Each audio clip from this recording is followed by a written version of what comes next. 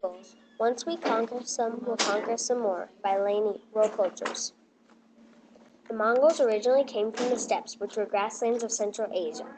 They spread west to Muslim empires, northwest to Russia, east into China, and finally southeast into India. The Mongols were the first people to link trade routes from the east to the west.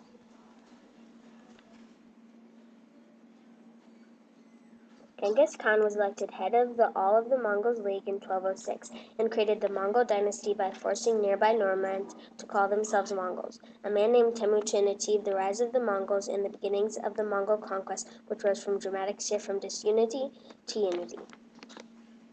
As a child, Genghis Khan learned to ride with great skills and to handle bows and arrows like all Mongol children. Later he was proclaimed as Genghis Khan, meaning universal ruler. Mukhid Khagan was allied with the northern Zhao and sent his daughter to marry the Zhao emperor.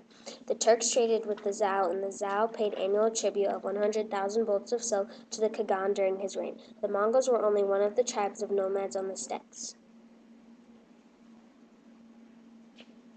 When the Mongols captured China, it was the first foreign rule to ever fall over China. The Mongols were very warlike people. They just wanted all the things that China had to offer, so they decided they would just conquer China to get it. The Mongols were very tolerant of other religions. Although they had their own religion where they worshipped their god Tengri, trade was very important throughout the Mongol Empire. Genghis Khan introduced a system of banknotes and coins.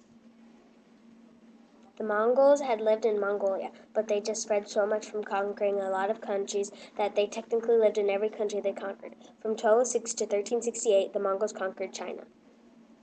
The Mongols were fierce, warlike people who originally came from the steppes, which were grasslands of Central Asia.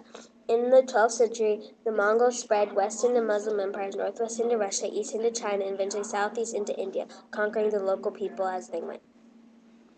At its largest, the Mongol Empire was bigger than any other empire in history. The Mongols were the first people to link Europe in the west with China in the east, and they helped open vital trade routes between the east and the west. Traditional homeland of Central Asian people is a vast highland region. Two clans fought to gain control over China.